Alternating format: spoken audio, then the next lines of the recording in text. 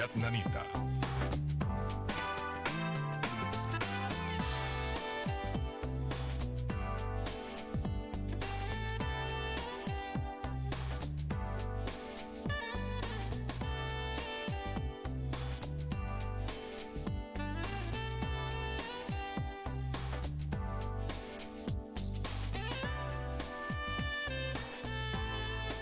Saludos, pueblo dominicano.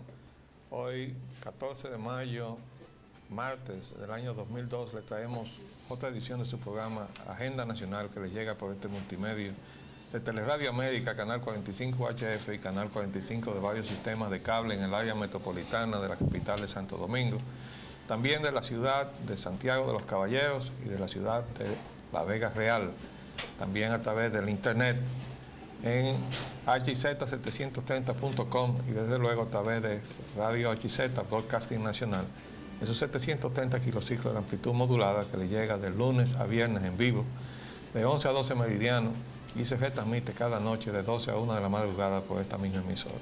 Les habla el doctor de Payananita, y para llevar adelante este programa contamos como siempre con la ayuda y colaboración de nuestro amigo el licenciado Roger Orlando Pino. Quiero decir que este programa no se transmitirá mañana, de modo que nos despedimos hasta la otra semana, Dios mediante.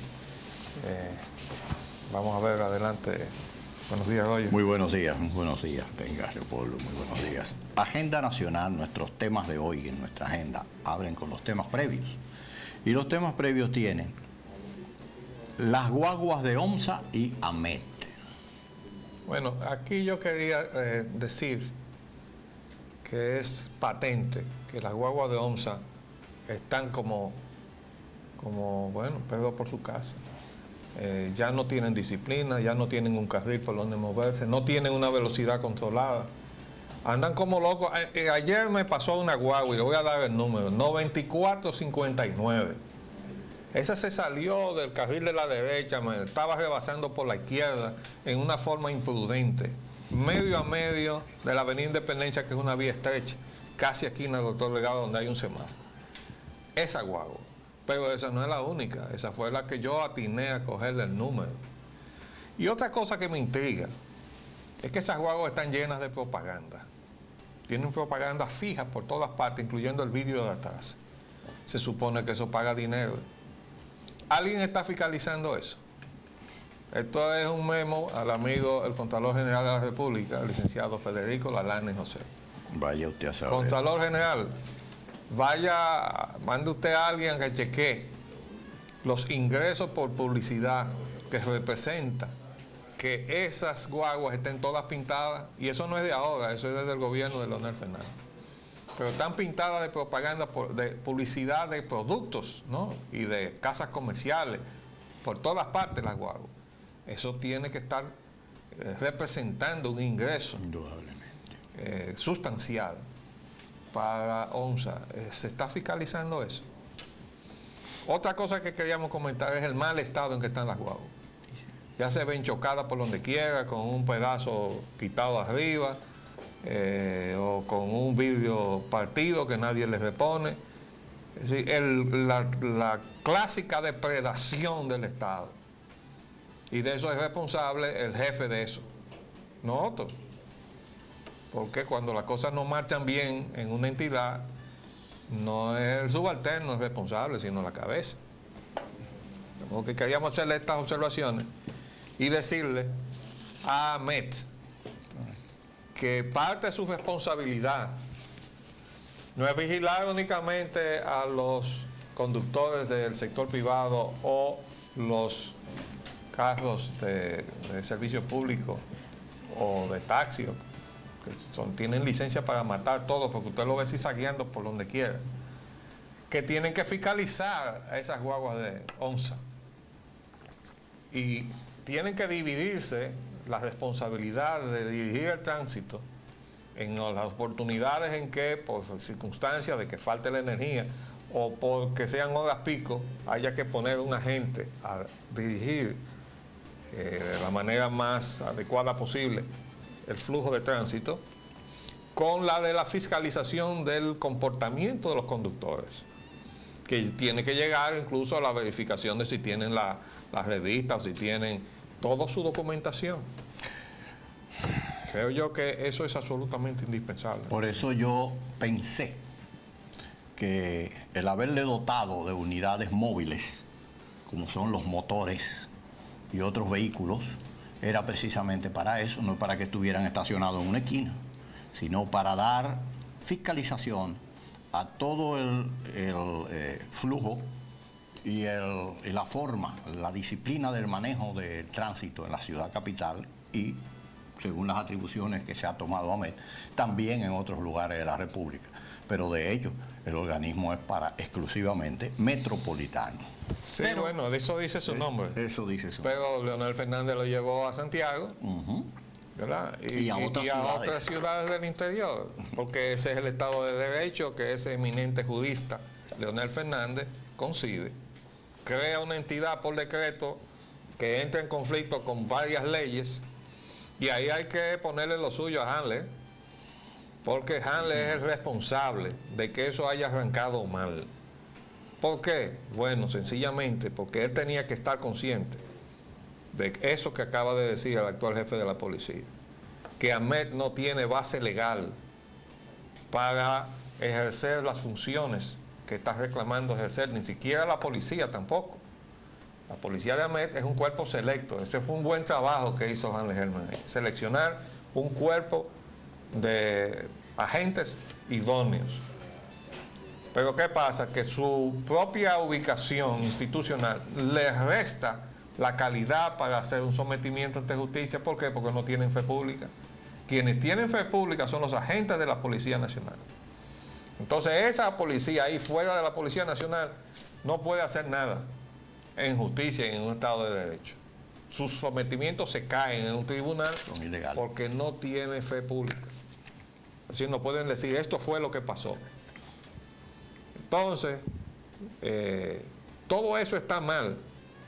Pero peor fue cuando Hanley Herman sometió al Congreso Nacional el proyecto de ley de la Secretaría de Estado de Transporte Terrestre, que se perdió la oportunidad de hacer la Secretaría de Estado de Transporte, porque ya tenía un núcleo técnico, además de lo que había organizado la policía, que podía concentrarse, como era lógico por su especialidad, en la parte terrestre, mientras se completaba con los técnicos del área marítima y la parte aérea, para tener una Secretaría de Estado de Transporte, que el país necesita.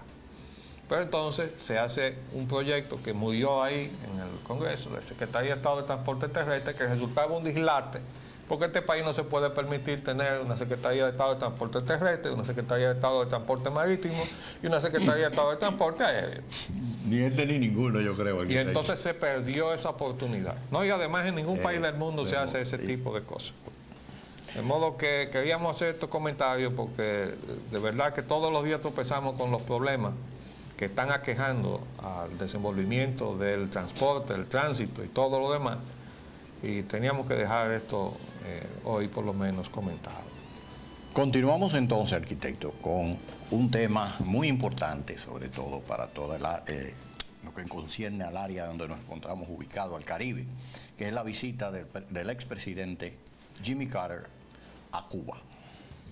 Abre el primer titular diciendo: Castro abre a Carter las puertas de Cuba. El segundo dice que el acercamiento Cuba-Estados Unidos. Fidel Castro recibe a Carter con apertura y reconocimiento. Bueno, ahí es obvio que esto es un paso positivo, aunque tenga enfrente pues todo el pensamiento de los exiliados cubanos de Miami, Florida. Yo puedo apreciar ahí una reedición de la situación de intransigencia que se da entre Israel y Palestina. Ya vamos a ver aquí adelante cómo se le está trancando el juego al propio Sharon ahora, ¿verdad? Es decir, si usted sienta de lado y lado a dos personas que no están dispuestos a ceder absolutamente nada, ahí no se va a sacar nada. Entonces, tener ese enfrentamiento de los que están en Cuba con los que salieron de Cuba, en un plan de que ninguno de los dos va a ceder, bueno, yo creo que en realidad Fidel Castro sí ha flexibilizado mucho su posición. ¿Por qué? Bueno, porque aquí nadie va a poder decir en propiedad que lo que hay en Cuba es un socialismo. Castro le abrió las puertas de la economía cubana al capital europeo. Y el capital europeo se ha metido allí fundamentalmente en turismo, pero en otras actividades también. Y entonces ese es el capital que está fluyendo a la economía de Cuba. Y es la razón por la cual algún sector del capital norteamericano está viendo con preocupación que el espacio que podría ofrecer para fines de sus propios intereses la economía cubana se le está llenando el capital europeo porque ellos están echados para atrás con la política de ninguna relación con Cuba. Entonces, por esa razón, nada menos que el Council on Foreign Relations, presidido por David Rockefeller, ha sido abanderado siempre de un cambio de política de Estados Unidos con Cuba. Quería decir que el señor Jimmy Carter, presidente o expresidente de los Estados Unidos, al igual que otros expresidentes, fue y todavía es miembro del Council on Foreign Relations, para que estemos claros, para que sepamos que hay una estructura plutocrática en los Estados Unidos que coloca presidente de un bando, es decir, de un sector, o sea, el sector demócrata o del sector republicano, no importa. Es decir que, no quiero hablar de que también lo pueden quitar, ¿no? Bueno, pero por lo menos es evidente que para llegar hay que pasar por ahí, porque yo tengo la biografía ese tamizazo de la que fue secretaria de Estado, Madeleine Albright. Ella en realidad es Madeleine Hannah Colbert. Ella es judía y es checa. Se casó con un británico que le dio el apellido Albright y ella no se lo apió más nunca. Entonces pasó a ser Madeleine Albright. Pero Madeleine Albright es una pieza importante en el Council on Foreign Relations, como muchos otros extranjeros que llegan a Estados Unidos y se tornan más radicales de derecha que cualquier otro. Y dice ella en su biografía que ella fue quien introdujo a Bill Clinton al Council on Foreign Relations cuando él estaba aspirando a la candidatura presidencial de los Estados Unidos. Y él se sintió la necesidad de ser miembro, de haber sido aceptado en ese círculo del gran capital norteamericano para poder aspirar a la presidencia. Y entonces ahí está en la lista de los miembros, y yo se lo puedo traer en cualquier momento, ya se lo he traído en otras oportunidades, está el señor Bill Clinton, como otros tantos más. Absolutamente. Como dije, ese tamizazo. Pero ahí están también, Roger, militares. Oh, sí. Colin Powell es parte de ese. Desde el año 87 figura en la nómina del Council on Foreign Relations, cuando estaba activo como militar. Pero él no era el último. Estaba también Brent Scowcroft, que fue jefe de Estado Mayor General Conjunto, y varios de los almirantes. Yo tengo la lista ahí. Alexander Haig. Haig, que era del Council on Foreign Relations. Pero ¿qué pasa? Que el director de orquesta ahí se llama David Rockefeller. Ese grupo fue el que abrió las relaciones con China y el que instruyó a Nixon y a Kissinger, pieza también importante del Council, a que abrieran las relaciones con China. Y ellos son los que han estado llevando también la iniciativa de la apertura con Cuba. En un momento en donde se estaba llegando a un plano de casi agresión, porque esa declaración que hizo un portavoz del gobierno de Estados Unidos de que en Cuba había armas bioquímicas, biológicas, y que se estaba trasegando esa tecnología a países enemigos de Estados Unidos. Era una preparación para declarar a Cuba también enemigo. Incluirlo dentro del grupo. Incluirlo dentro del grupo terrorista. Sí. Entonces el Council salió al paso con el viaje de Jimmy Carter. Sí, más que eso, el propio presidente Jimmy Carter da unas declaraciones desde Cuba, en donde ya, por el hecho de no haberlo comentado ayer este tema, desgraciadamente, usted mismo me lo observó cuando veníamos en el vehículo, no pude yo pronunciarme en el sentido de que era evidente que esa declaración del subsecretario Bolton era el producto de un consenso entre ciertos círculos del gobierno de los Estados Unidos actual, para sabotear la visita del presidente Carter a Cuba, que ya se habían visto obligados a aprobar, porque no podían decir que no podían objetar esa visita, porque existe una ley en los Estados Unidos que por lo menos para figura de esa categoría, de esa trascendencia, tiene que dársele una aprobación de parte de la Casa Blanca. Bueno, pues el propio presidente Carter acaba de reafirmar esa posición, esa observación que yo iba a hacer ayer, y también dice sobre la crítica que hizo el subsecretario Bolton de que Cuba estaba elaborando arma biológica, de que eso es categóricamente incierto.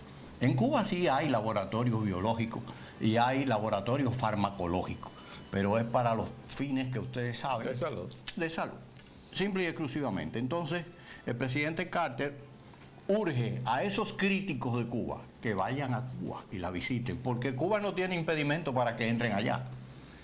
Cuba no le impide a los cubanos que vayan a los Estados Unidos. Los Estados Unidos le impiden a los americanos que vayan a Cuba.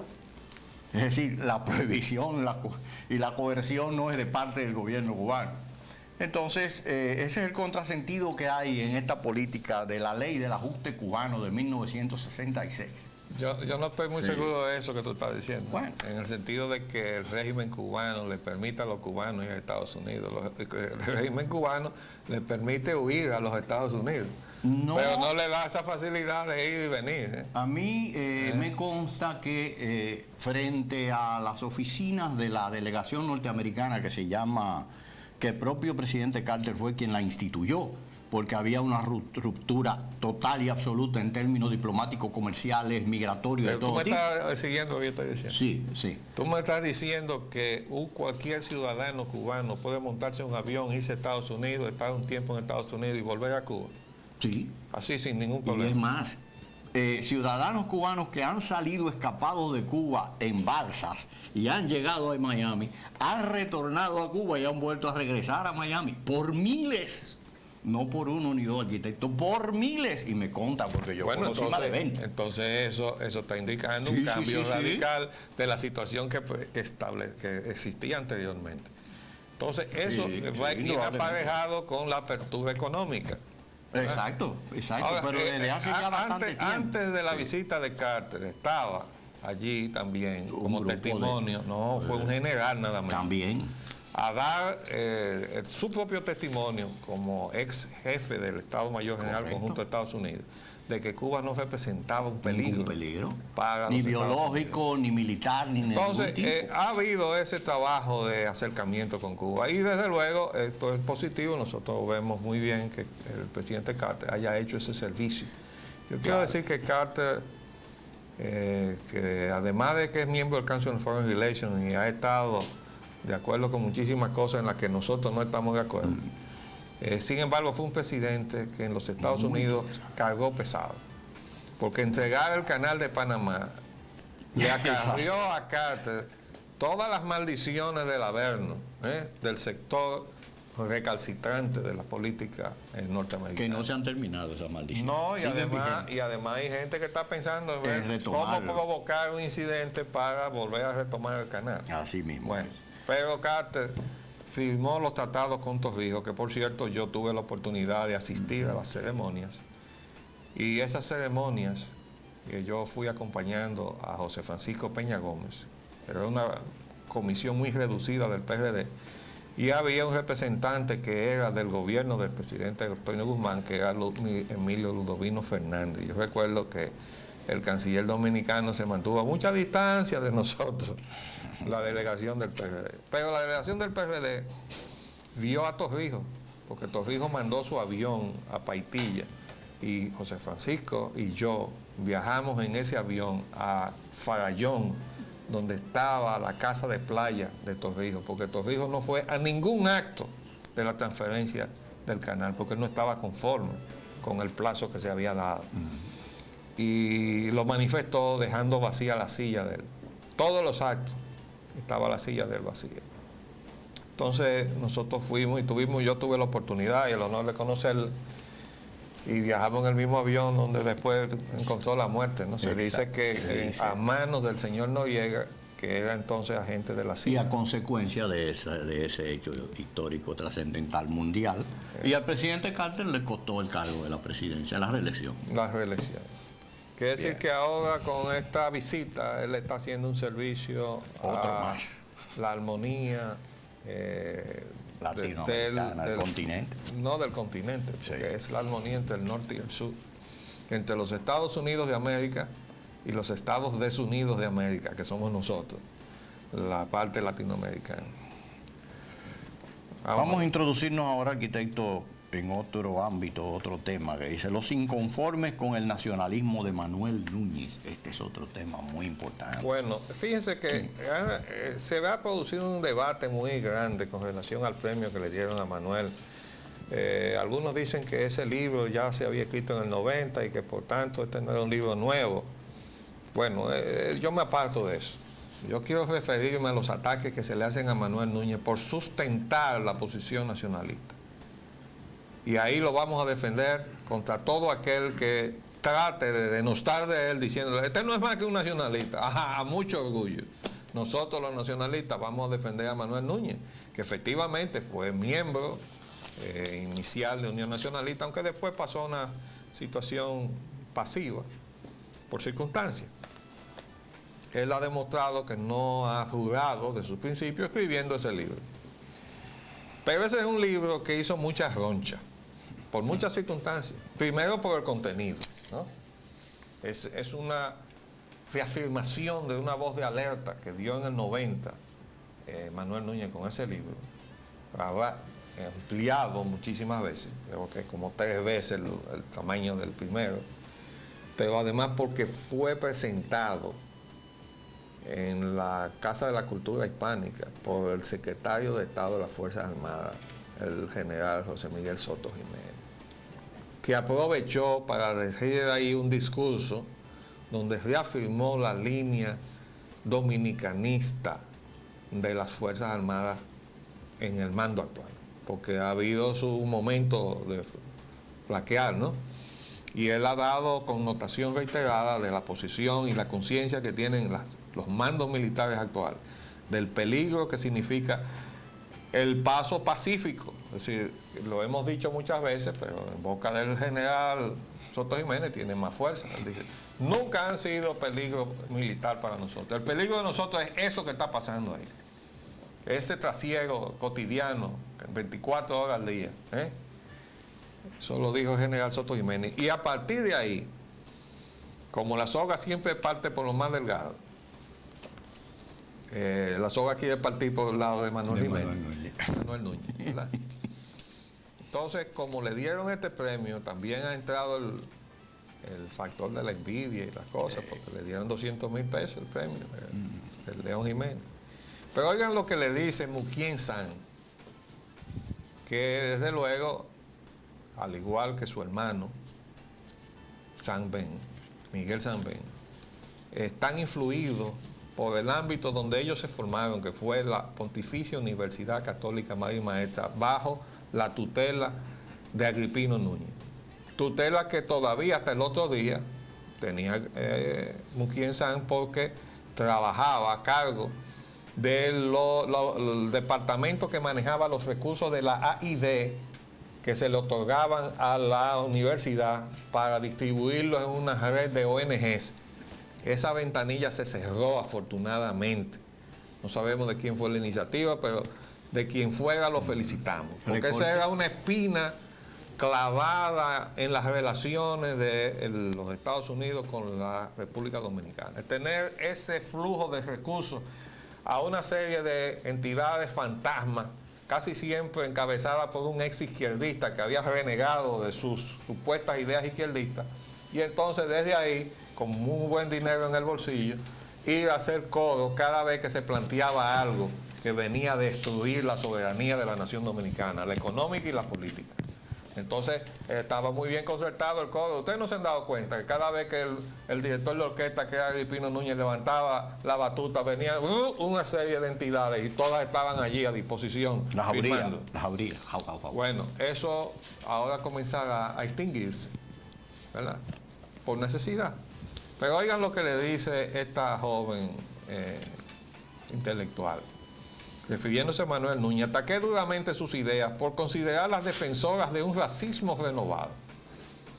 Es decir, que defender la posición dominicana es una expresión de racismo. Eso lo que está demostrando es el argumento que se utilizó para que cada vez que se tocaba el tema de la amenaza haitiana aquí, irle a tapar las espaldas a José Francisco Peña Gómez, que estaba auspiciado por el Departamento de Estado de los Estados Unidos, para decir que eso es una expresión de racismo. Que incluso, debo decir con mucha pena, que eso llegó incluso a la versión esta del libro de La vida de las hermanas Mirabal, que por cierto la versión cinematográfica fue para mí un desastre. Totalmente apartada de la verdad histórica, los personajes muy mal escogidos, una distorsión terrible de lo que fue el sacrificio de ese grupo de idealistas que trataron de traer un espacio de libertad en el medio de una dictadura, con sacrificio de su vida y otros de su libertad. Pero bueno, en ese ensayo cinematográfico, lo único que tuvo claro fue un mensaje de que la dictadura estaba buscando blanquear a los dominicanos y que por eso tenía una posición contra Haití. Eso sí está clarito ahí en esa película, porque para eso es que sirve.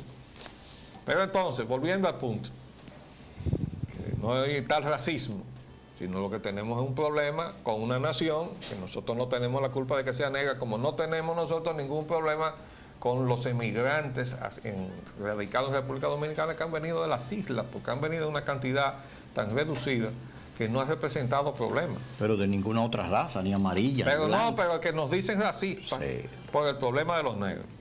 Porque no nos lo están diciendo por el problema de los chinos, sino por el problema de los negros.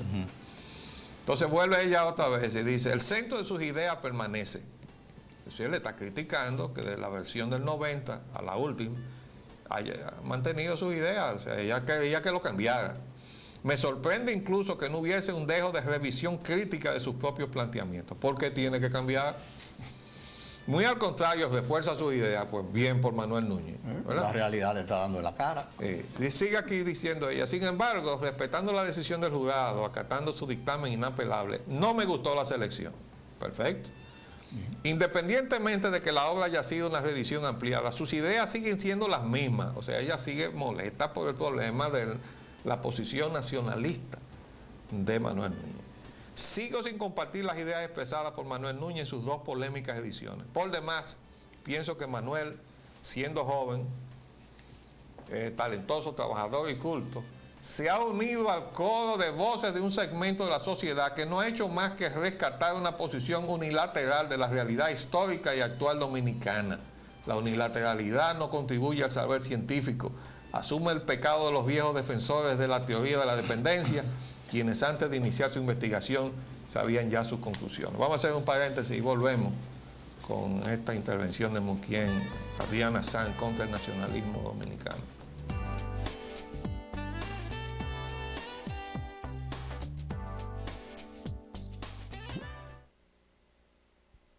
Pues mira, cerrando el capítulo con Muquien, Adriana Sanz, yo quiero volver a insistir en esta frase de ella, que el pecado de Manuel Núñez es que se ha unido al coro de voces de un segmento de la sociedad, o sea, nosotros los nacionalistas, que no ha hecho más que rescatar una posición unilateral de la realidad histórica.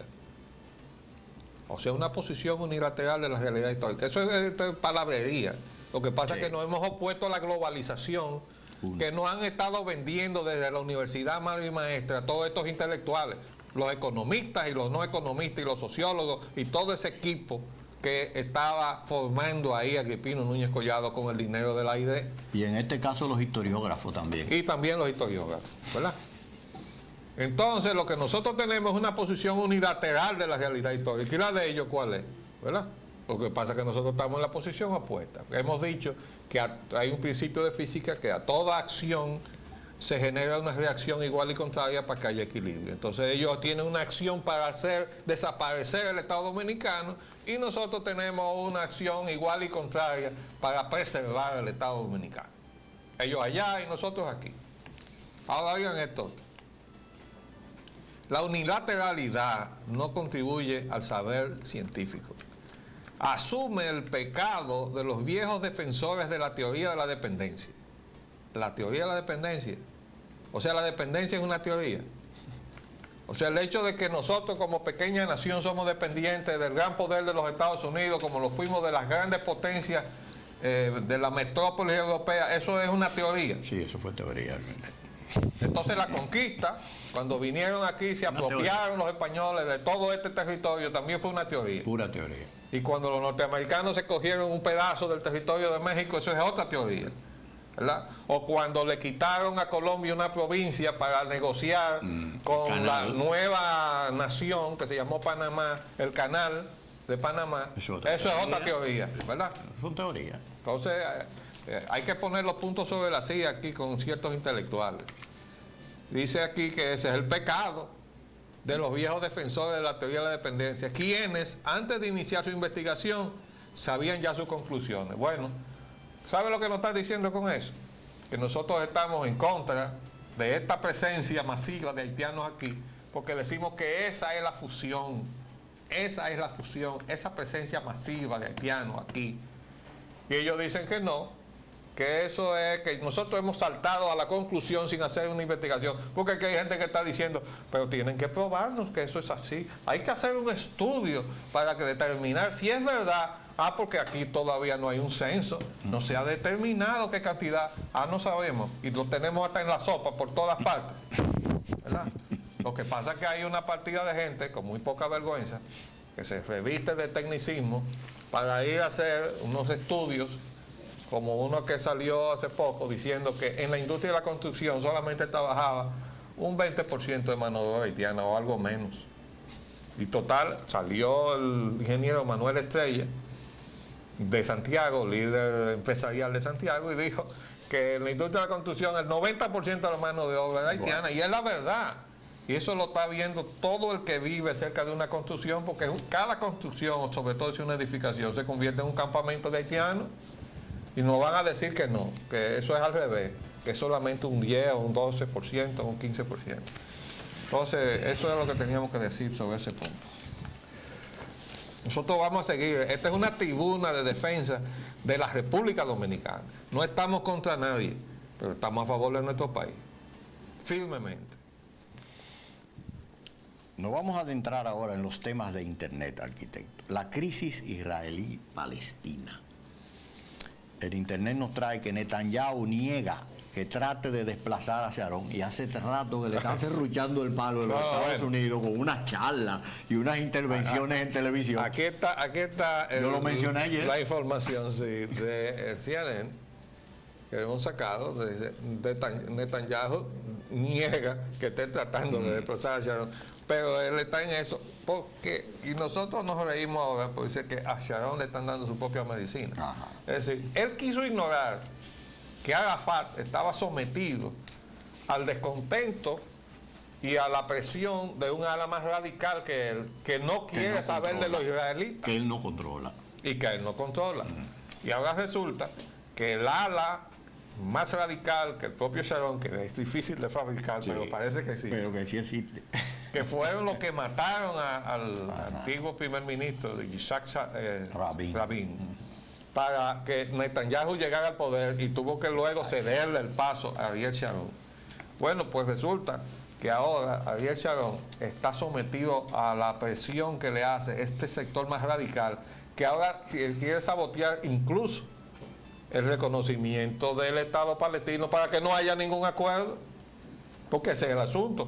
Cuando tú tienes a alguien que no está dispuesto a reconocer que el que está delante de él es su enemigo, su adversario o lo que sea, porque a veces los enemigos de hoy son los amigos de mañana, y si no, que le pregunten a Estados Unidos, que ahora dice que está dependiendo del petróleo ruso, sí, ¿verdad? Y antes se querían matar, todavía están desmontando el aparato. Por cierto, que tenemos un comentario que hacer sobre ese tratado, porque tenía 5.000 o 6.000 ojivas, ¿verdad?, nucleares, cada lado. Ahora lo van a reducir a 1.700. Ha desaparecido el peligro, la amenaza, el peligro de un holocausto. Si con 10 tenemos. Con 8 o 10 tienen para destruir. Óigame, todo ese excedente no fue más que la carrera absurda de un país con otro para enriquecer al aparato militar industrial de cada uno de sus países, que estaban bebiendo esos recursos. ¿Para qué? Si después que usted destruye el planeta Tierra una vez, ¿para qué destruirlo 1000 veces? ¿Verdad? Entonces todo aquello estaba sobrando. Bastaba con que usted llegara a adquirir la capacidad nuclear suficiente para destruir el planeta una vez, para que usted pague ahí. Ah, no, pero ellos siguieron, los dos lados. Lo que pasa es que la economía de Estados Unidos pudo más y se cayó la economía soviética, que no aguantó esa carrera junto con la espacial. ¿Verdad? Y entonces se desplomó, se desmoronó la economía soviética y por ahí se socavó toda la base de eso, que fue un sofisma, que no tuvo nada que ver con las promesas del socialismo. Entonces, bueno, ahora vamos a ver cómo se termina ese enfrentamiento ahí de Sharon con Netanyahu. Vamos a ver cuál de los dos puede sobrevivir. De ahí dependerá entonces en gran medida la paz con Palestina, porque si sobrevive Netanyahu, las posiciones se endurecerán. Dice Sharon que la posición de su partido, que es Likud, ahora mismo obviamente muy influido por Netanyahu, no compromete al gobierno. ¿Me dice él? Pero obviamente que lo obviamente limita. Que sí. Mortal ataque a campamento militar de Cachemira. Vuelve y resurge el conflicto en la frontera pakistaní-hindú. Esto es la campaña del terror, que ahora ha tocado a Cachemira, donde hay, como se sabe, un movimiento de liberación, ¿no? Que está recurriendo al terrorismo. Como el de Chechenia, como el de los otros que mencionamos, como el de todas partes, sí. El mismo de Palestina, ¿no? En alguna medida. Y ahí mataron 30 personas por lo menos, dice, incluyendo a 3 sospechosos militantes musulmanes, y hay 40 heridos en ese ataque a un campamento militar de India. Eso es por la disputa del estado indio de Jammu and Kashmir. Eso es, vamos a ver. Nos trae entonces también CNN el martes hoy. Agente Moussaoui podría volar contra el World Trade Center. Bueno, este es otro testimonio de lo mal que anda el servicio de inteligencia de los Estados Unidos. Ustedes deben recordar que un prisionero en una cárcel alemana intentó denunciar ese ataque con tiempo, un mes antes, y trató de contactar desde la prisión donde estaba detenido a los servicios de inteligencia norteamericanos. ¿Era hindú o pakistaní? Uno de los dos. Era pakistaní. El individuo no pudo hacerlo. Todavía faltando 24 horas, o sea, el tipo sabía hasta la fecha. Mandó un fax. Y entonces lo pusieron en habla con alguien que le cogió por fin, decidió llamarlo, pero no encontró ninguna receptividad. Cuando se produjeron los hechos, entonces viajó una comisión a entrevistarlo allá donde estaban, y luego, un tiempo después, sale una declaración del ministro de Justicia, Ashcroft, diciendo que la célula responsable de los atentados estaba precisamente en Alemania, en esa ciudad, en Hamburgo. ¿Verdad? Entonces, ahora dice que este señor, que es uno de los que está inculpado del ataque, dijo que este agente ya lo había reportado. Se había visto un reporte de un agente del FBI sobre este riesgo de este señor, y aparentemente tenía información porque dice que podía volar algo contra el World Trade Center. ¿Qué iba a hacer? ¿Un avión? Entonces, no le hicieron caso. Ahora surge esta información. Entonces, esto es una demostración más de la ineficiencia del aparato. Ahora están revisándolo todo, ¿no? Por cierto, han reducido el periodo de visita. Oh, sí, a los inmigrantes. No, inmigrantes no, a los visitantes. A los visitantes, perdón. Sí, a los visitantes. Sí, a los visitantes. De 6 meses lo rebajaron enormemente a 30 días. Yo creo que 30 días más que suficiente para conocer lo que usted quiera conocer o ver en Estados Unidos. Yo creo que es racional, yo no le veo. Pero hay gente que versión. está protestando. Sí.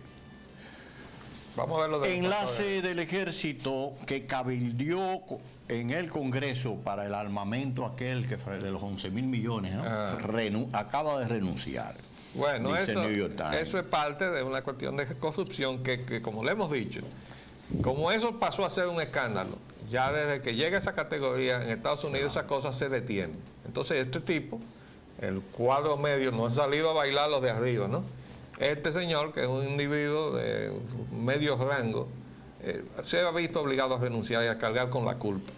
Pero bueno, mientras tanto ese programa de 11.000 millones de dólares está ya engavetado. Porque en realidad era un fiasco contra los recursos que podía utilizar. Y a lo mejor no funcionaba. No tenía ninguna efectividad, de eso que se trata precisamente. Vamos a abordar ahora los temas nacionales. Las elecciones de medio término que tendrán lugar pasado mañana. Bueno, habíamos mencionado ayer este trabajo. Factores de riesgo para los candidatos. Que salió el domingo en el Listín Diario, ¿verdad? Es un trabajo muy interesante. Vamos a mencionar dos o tres cosas, porque aquí lo que recoge fundamentalmente es el nepotismo. O, bueno, más o menos sería como el favoritismo de una claqué política dentro de cada movimiento, por pequeño que sea, que puede llegar al nepotismo. Y cita ejemplos como este. El trabajo dice: el caso de los candidatos a los que se les echa en cara el hecho de no residir en las comunidades a las que aspiran a representar en el Congreso o en los ayuntamientos. Bueno, ahí hubo un recurso que lo rechazó, es decir, la medida fue exigida por la Junta y la Suprema Corte se la tumbó ante Así una apelación que hizo José Rijo, me parece que fue. El diputado José Rijo. Entonces, eso ha puesto en libertad a los candidatos a que puedan postularse o ser postulados por los partidos en cualquier jurisdicción. Jurisdicciones en donde no viven. Entonces, eso está lesionando en su base esa decisión que tomó la Suprema Corte de Justicia. Está lesionando la intención de darle sentido a la selección de los candidatos y a la relación del candidato con su elector. Porque si yo voy a votar por un individuo que no reside en la zona, ¿cómo va a ser mi genuino representante si ni siquiera padece los problemas del sector donde vivimos? Y además muchas veces ni los conocen. Y los que viven en esa zona no conocen al tipo, se lo han puesto ahí los partidos. Entonces, eso es otra contribución, entre comillas, de la Suprema Corte de Justicia a la institucionalidad dominicana. Aquí dice también, hay también casos de candidatos que son prácticamente desconocidos, como se dice popularmente, que no se sabe de dónde los sacaron. Y es verdad. De un sombrero. A veces uno ve un letrero por ahí y dice, bueno, y yo a este nunca lo oí mencionar. ¿De dónde habrá salido, verdad? Dice aquí: de igual manera se sabe de aspirantes a cargos electivos que no han hecho carrera política, sino que su único mérito es el hecho de ser parientes cercanos de un dirigente que ha hecho historia, del cual se apoyan para venderse ante el electorado como una persona con suficiente aval para ocupar la posición de que se trata. Bueno. Y comienza por el PRD en la provincia de Barahona. Dice: la candidata a senadora es Melania Salvador, esposa del actual senador Francisco Jiménez Reyes. Otro ejemplo digno de resaltar en el ámbito PRDista es de la candidata a vicesíndico por Higüey, Rosa Canepa, esposa del fiscal del Distrito Nacional e influyente dirigente PRDista de la zona, Máximo Aristi Caraballo. En el Partido Reformista Social Cristiano, la candidata a senadora por Atomayor es Ligia Barceló, esposa de Ricardo Barceló, ex senador y uno de los principales dirigentes reformistas de esa provincia. Asimismo, en el municipio de Higüey, la candidata a síndico por el reformismo es Karina Aristi, hija de Amable Aristi Castro, considerado amo y señor de los reformistas en la provincia de Altagracia. De su lado, el PLD no se queda atrás. Dentro de esa organización se registran casos como el de la candidata a diputada por San Juan de la Maguana, Lucía Medina, hermana del ex candidato presidencial PLDista Danilo Medina. También se destaca el caso de la candidata a diputada por la capital, Minuta Báez Mirabal, una mujer que, aunque nadie duda que tiene luz propia, es prima hermana del ex vicepresidente de la República, Jaime David Fernández Mirabal. Yo realmente no creo que Minú esté ahí porque es prima hermana de tiene él. sus méritos. Yo creo que ella ha demostrado tener una personalidad propia, de modo que me parece que esto es totalmente infundado. Pero de que hay hijos, hermanos, viudas también hay. Oh, pero claro, Sí. aquí dice, resaltan 3 los ejemplos que de yo Ponciano Rondón Sánchez, candidato a senador de la provincia de Santo Domingo, en representación del PRI, quien es hermano del senador por Atomayor, Iván Rondón. Así como el de la también candidata a senador en la boleta de la Unidad Popular, Lourdes Contreras, esposa de Narciso Isaconde. La misma provincia de Santo Domingo es candidato a senador por el PQD, el licenciado Elías Wessing Chávez, Liita, hijo del general retirado Elías Wessing y Wessing. Cabe destacar además el ejemplo de la candidata a diputada por la capital Médica Antizano, esposa de Ramón Almanzar, presidente del Partido Nueva Alternativa. Es decir, dice aquí, bueno, aquí se menciona lo que hizo la Suprema Corte con relación al asunto de las residencias. Esto es algo realmente penoso. Pero a ver, para terminar tenemos que comentar algunas de las fallas de los programas, porque tú mismo me señalabas con relación a una de las ofertas de hacer el rescate de los bolsones de rabalización que están en el Distrito Nacional. Y tú me decías, ¿en qué parte del distrito van a construir las nuevas casas?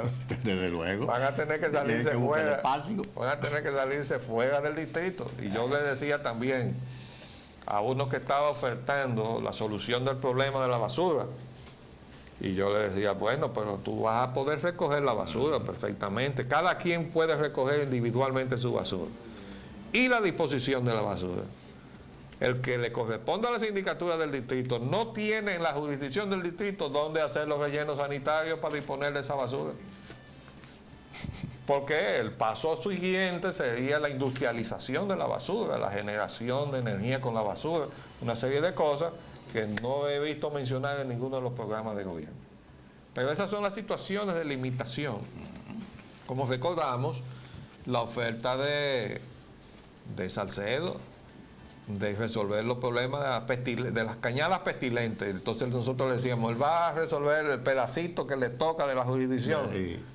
Porque la cañada viene de muy atrás y tiene un tramo que sale adelante que tampoco está dentro de su jurisdicción. Y si es que le toca algún pedacito dentro de la jurisdicción que queda, porque el distrito, yo no creo que del Distrito Nacional, yo no creo que le toque un pedacito. Sí, hay una cañada que pasa. Un pedacito por ahí. Sí, pero es que eso de decir, además, hay a resolver y hablar de la planificación de la ciudad, se puede planificar una ciudad que ha sido fragmentada en 5 pedazos. Bueno.